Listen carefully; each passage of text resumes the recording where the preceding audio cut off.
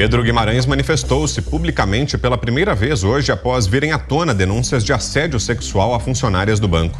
Ele falou em evento de lançamento do Plano Safra 2022-23 com sua esposa na plateia.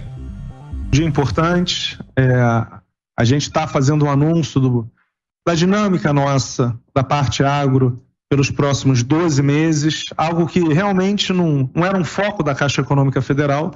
Ano passado a gente começou e realmente foi a primeira vez que a gente pediu para fazer parte do Plano Safra, e aqui a gente vai conversar um pouco sobre essa dinâmica. Eu faço a primeira participação e depois as outras pessoas conversam. E eu quero agradecer a presença de todos vocês, da minha esposa, acho que uma mulher muito clara, são quase 20 anos juntos, 2 filhos e uma vida inteira pautada pela ética. Tanto é verdade que quando eu assumi o banco tinha os piores ratings das estatais. 10 anos com balanço, com ressalva, uma série de questões que todos vocês sabem. E hoje a gente é um exemplo. Então eu tenho muito orgulho do trabalho de todos vocês e da maneira como eu sempre me pautei. Em entrevista ao Estadão, o senador Flávio Bolsonaro disse que Pedro Guimarães deixará o comando da Caixa Econômica Federal para que as denúncias de assédio sexual contra ele não sejam usadas durante a campanha pela reeleição de Jair Bolsonaro. Aspas. O presidente Bolsonaro vai ser responsável por questões pessoais? O presidente não tem, obviamente, nada a ver com isso. Fecho aspas. Há pouco, Pedro Guimarães divulgou uma carta de demissão. Diz um trecho, aspas mais uma vez. A partir de uma avalanche de notícias e informações equivocadas, minha esposa, meus 2 filhos, meu casamento de 18 anos e eu fomos atingidos por diversas acusações feitas antes que se possa contrapor um mínimo de argumentos de defesa. É uma situação cruel, injusta, desigual e que será corrigida na hora certa com a força da verdade. Junto-me à minha família para me defender das perversidades lançadas contra mim, com o coração tranquilo daqueles que não temem o que não fizeram. Por fim, registro a minha confiança de que a verdade prevalecerá. Fecho aspas. A escolhida para comandar o banco deve ser Daniela Marques Consentino, braço direito do ministro Paulo Guedes. Vamos a Brasília, então. José Maria Trindade, um anúncio que já era esperado ao longo de todo o dia e agora chega a confirmação, né, Zé? Pedro Guimarães não é mais o presidente da Caixa Econômica Federal depois da divulgação dessas denúncias. Boa noite, Zé. Brasília é mesmo uma máquina de moer reputações, viu? Muito boa noite, meu caro Vitor. Boa noite, meu compadre Augusto. Seja bem-vindo, Mota. E boa noite, Ana. Boa noite a você que nos acompanha aqui nos Pingos nos Is. Olha, ninguém defendeu a permanência de Pedro Guimarães na presidência da Caixa Econômica Federal, mas muitos lamentaram a saída dele do governo.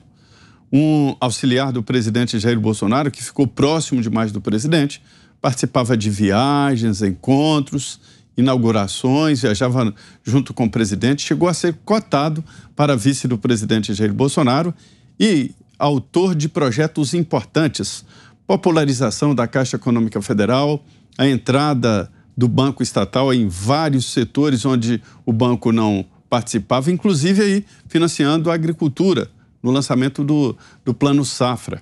Hoje havia no Palácio do Planalto, eu estou vindo de lá, estava lá participando, um grande evento no Palácio, exatamente por conta do Plano Safra, e Pedro Guimarães já não estava lá. Os assessores dele estavam e ele já não estava lá. Conversei com assessores do presidente Jair Bolsonaro. Quando houve ali a definição de que as denúncias seriam publicadas, ele foi até o presidente Jair Bolsonaro. Ontem à noite, a conversa foi dura e rápida. Me relataram que os dois saíram constrangidos e visivelmente contrariados deste encontro da reunião, onde ficou acertada a saída de Pedro Guimarães, que ele sairia do governo. Só não saiu mesmo ontem ou hoje por questões burocráticas. Me disseram assessores do presidente de que o presidente da Caixa, a Caixa é o banco estatal, né? Um banco estatal diferente do Banco do Brasil, que é de economia mista. A Caixa não, é um banco público. É preciso cumprir burocracia e ele ainda é presidente da Caixa, deixa de ser com a publicação no Diário Oficial da União, o que deve acontecer amanhã.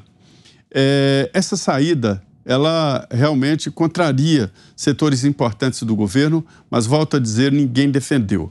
A Carla Zambelli me disse, parece coincidência, no momento exato em que se fala da prisão de ex-presidentes, ex-diretores da Caixa Econômica Federal, no momento que se fala de devolução de recursos para a Caixa Econômica Federal, aparecem as denúncias.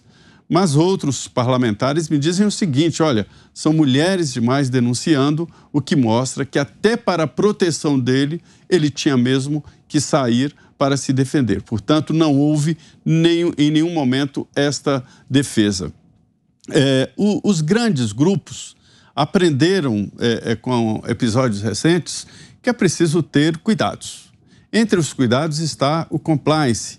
São, inclusive, profissionais contratados e até empresas já especializadas nisso que cuidam desse tipo de imagem. Primeiro, contra a corrupção.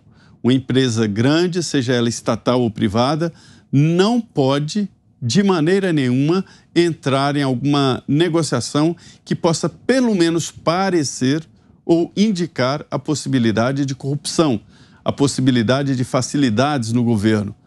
Isso pode destruir no futuro uma empresa. Da mesma forma, o cuidado com relação a assédio. E aí, assédio sexual, assédio moral, assédio econômico e outros tipos de assédio.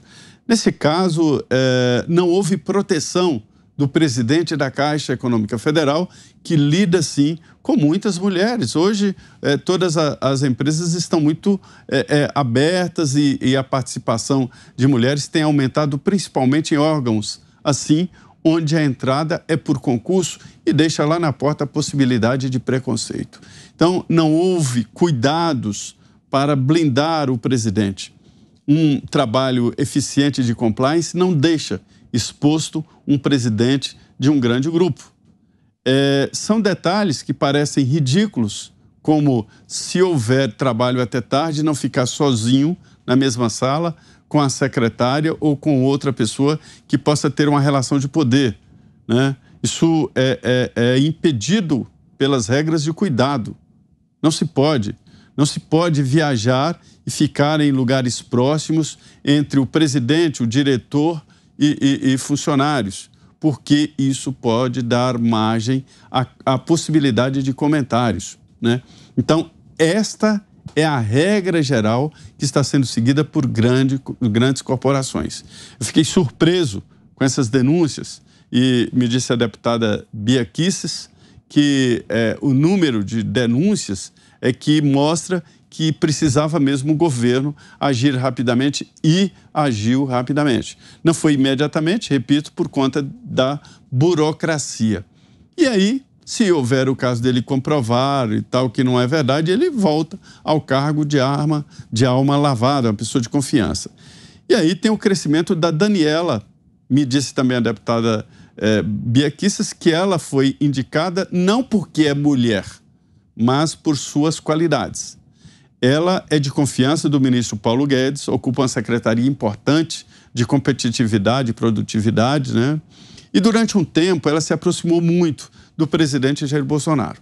Está sempre junto ao presidente, dando explicações sobre mercado, sobre competitividade e principalmente participando de lives, ela sempre está nas lives, E isso criou um elo de confiança entre o presidente e a Daniela Marques e ela que é o braço direito do ministro Paulo Guedes no Ministério da Economia. Portanto, foi uma saída rápida e muito eficiente e boa. E repito, as indicações que eu tenho são de que não é porque é mulher, mas porque ela é de confiança e tem um bom currículo. Esta é a história, senhores. E você, Ana Paula Henkel, suas impressões sobre esse caso, Ana? Boa noite. Boa noite, Vitor. Boa noite, mestre Augusto Nunes. Boa noite, Zé. Boa noite, Mota. Um abraço ao nosso querido Guilherme Fiuza e boa noite à nossa audiência maravilhosa.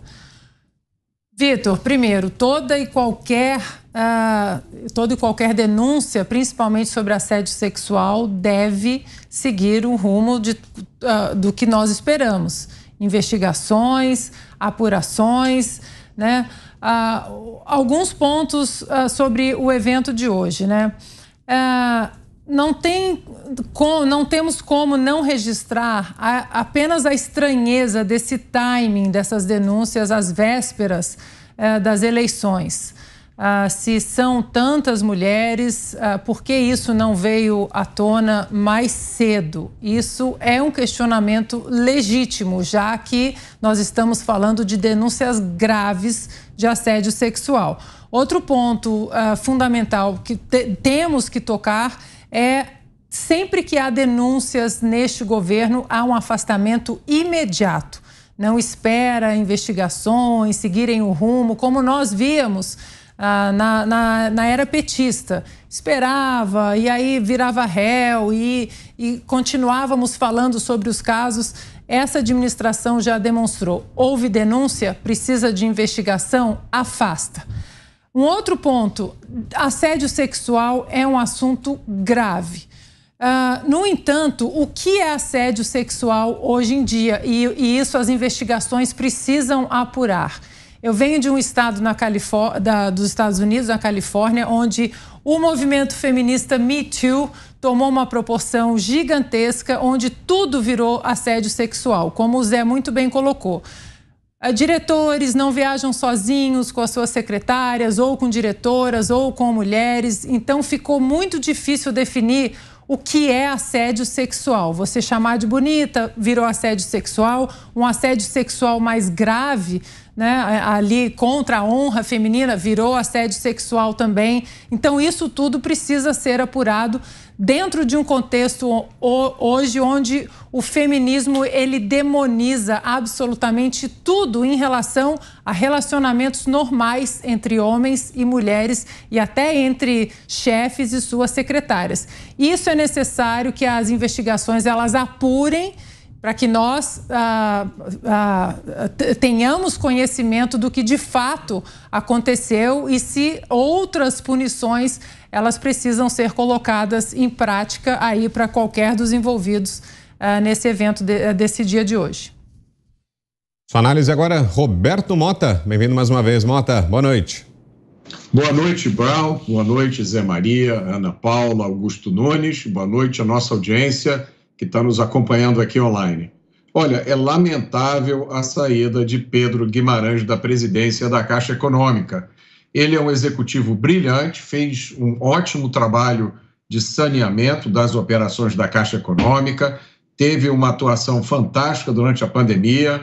A Caixa Econômica promoveu a bancarização de milhões de brasileiros que não tinham conta em banco para que eles recebessem o Auxílio Brasil.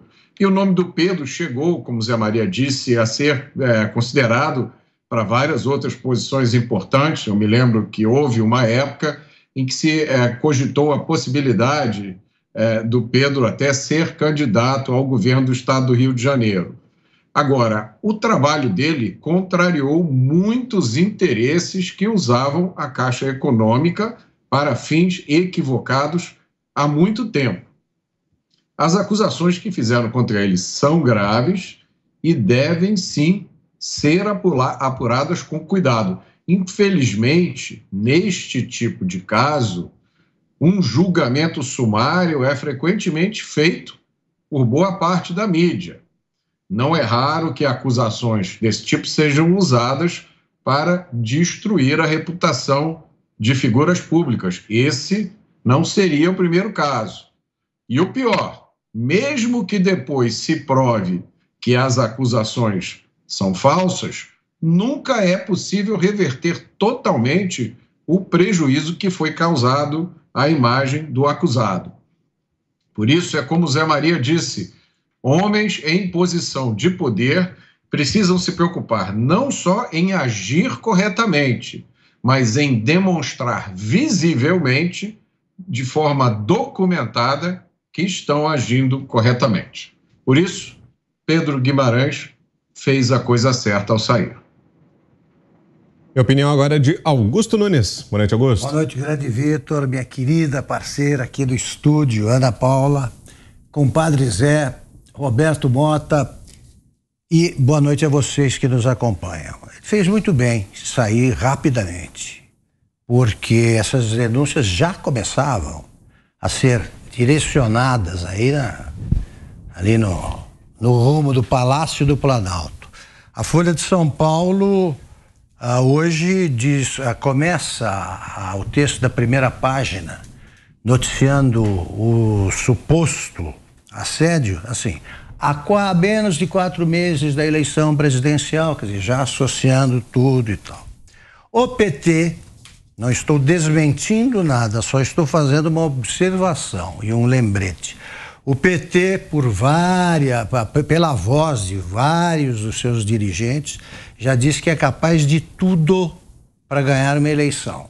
Até porque, como ressaltou o José Dirceu de Oliveira, o guerreiro do povo brasileiro, né, e chefe de ala de cadeia, ganhar a eleição é uma coisa, tomar o poder é outra, é isso que eles buscam agora. Agora é o seguinte, o Zé disse que não é porque ela é mulher que foi nomeada. Eu acho que também, viu, Zé? Porque no Brasil o homem não é assediado oficialmente. E eu digo que sim, também é.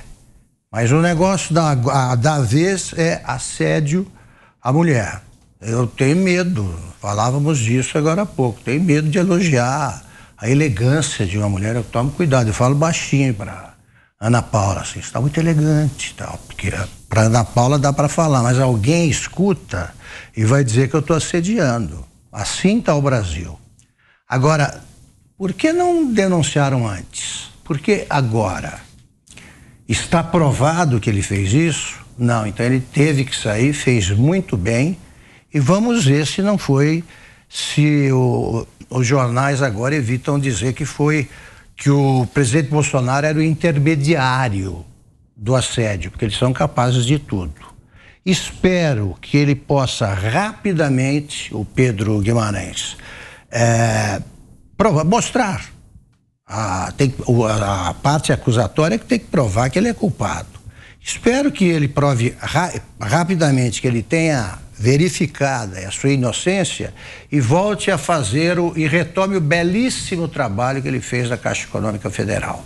Agora, os jornais, quando eram jornais de verdade, eles davam uma notícia qualquer e faziam ligações com fatos de alguma forma parecidos, com demissões e tal, saídas do mesmo cargo, para informar o leitor. Nenhum fez isso, então eu faço.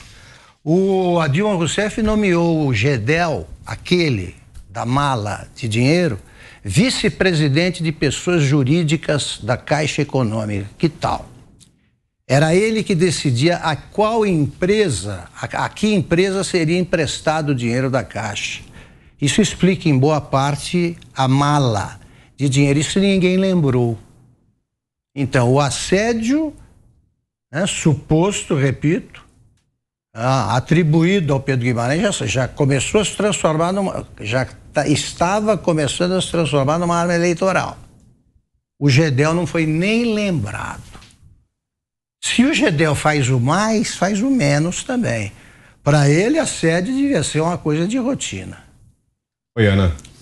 Acho que não custa a gente lembrar também, Augusto, que, de novo, toda investigação sobre assédio sexual tem que ser levada a sério, é um assunto sério. Mas não custa a gente lembrar que nós vivemos agora nos Estados Unidos o julgamento do ator americano Johnny Depp, que foi acusado não apenas de assédio, mas de violência doméstica, teve seus contratos todos cancelados imediatamente.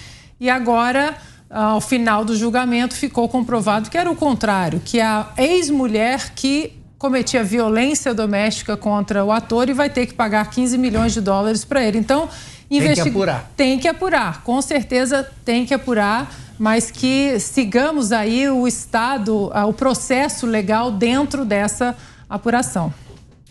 Bom, e queremos a sua opinião também, você que está aqui nos acompanhando. Esse é o tema da nossa enquete de hoje, o caso Pedro Guimarães. A pergunta já está no ar, é exatamente a seguinte: as denúncias contra Pedro Guimarães prejudicam Bolsonaro? Sim ou não? É a nossa enquete desta quarta-feira, já no ar para você, como sempre, lá no nosso site. Está na tela para você que nos assiste, www.jovempan.com.br. Volto com você, Zé. Te transfiro justamente essa pergunta aqui que propusemos a quem nos acompanha. Será que essas denúncias prejudicam a campanha de reeleição do presidente, Zé? Temos 2 minutos. Foi a primeira preocupação do grupo político que já acompanha o presidente Jair Bolsonaro, né? Oficialmente a campanha ainda não começou, mas a gente sabe que agora falta muito pouco, menos de 100 dias para a eleição. Então foi a primeira grande preocupação, olha, resolver rapidamente, né? E aí definir uma nova linha do governo, mostrar que não há conivência e nem indicação com esse tipo de procedimento. E imediatamente houve a decisão do governo e colocar uma mulher para evitar qualquer possibilidade, porque já estavam dizendo, mas a diretoria atual da Caixa Econômica poderia encobrir ou tentar encobrir as denúncias, uma pessoa de fora, uma mulher que vai fazer a investigação. Agora, a exploração política desse caso é evidente que sim. O presidente da Caixa, que vai sair depois do Diário Oficial, é próximo ao presidente, sempre esteve nas lives, tem fotografias, filmes ao lado do presidente e pronto. Mas o importante é a reação do governo, é a ação do próprio presidente Jair Bolsonaro, que tomou logo uma decisão rápida, né? Pois é, Mota, na sua opinião, também há reflexos políticos? A tentativa de exploração deve haver, mas será que isso vai dar certo? Será que pode prejudicar de alguma forma o presidente Jair Bolsonaro, Mota? Eu não acredito, Brown. Primeiro é preciso observar, né, como já fizeram muito bem o Augusto Nunes e todo o resto da equipe, que um assunto como esse é preciso ser tratado com extremo cuidado, porque quando você faz um julgamento apressado, você corre 2 riscos, né? Um desses riscos é desprezar o sofrimento das vítimas no caso em que um assédio realmente ocorreu. Deve ser terrível para uma mulher ser vítima de um assédio como esse e não poder falar, ou falar e não acreditar e não encontrar quem acredite nela. Por outro lado, o potencial de destruição pessoal de uma denúncia falsa é gigantesca. Uma denúncia falsa, ela destrói a vida do acusado. Então, são esses 2 lados que a gente tem que equilibrar numa questão como essa. E é difícil encontrar esse equilíbrio, porque a discussão geralmente toma um rumo para um lado ou para o outro, e como eu disse, a gente conhece vários casos, né, em que as acusações eram verdadeiras, outros em que as acusações eram falsas. Né? Agora, é evidente que não há nada de político, não há natureza política nessas denúncias. E também a saída rápida do Pedro Guimarães mostrou que para o governo sequer a suspeita é aceitável. Então, há suspeita, há alguma dúvida, o Pedro sai e se faz a averiguação do que aconteceu. Eu achei a substituição, né, do Pedro por uma mulher, a nomeação de uma mulher como nova presidente, achei muito boa, porque ela traz um simbolismo, ela manda um recado forte. E eu termino o meu comentário colocando a seguinte questão. Imagine um acontecimento como esse numa administração petista. O que teria acontecido? Provavelmente, o que a gente estaria vendo nesse momento seria todo o governo petista, toda a sua base no Congresso, em todos os lugares, defendendo o acusado e acusando as acusadoras. O que a gente está vendo agora é justamente o contrário. É uma atitude virtuosa, uma demonstração de firmeza na defesa dos valores sobre os quais o presidente Bolsonaro fala todos os dias. Quando chegou o momento difícil, o momento duro de colocar na prática aquilo que se fala, foi exatamente isso que ele fez. Ele colocou na prática o que ele fala. Agora, Ana, e sobre a substituição, essa escolha de Daniela Marques, de uma mulher, será que traz uma mensagem também do governo como uma reação justamente a esse episódio, Ana?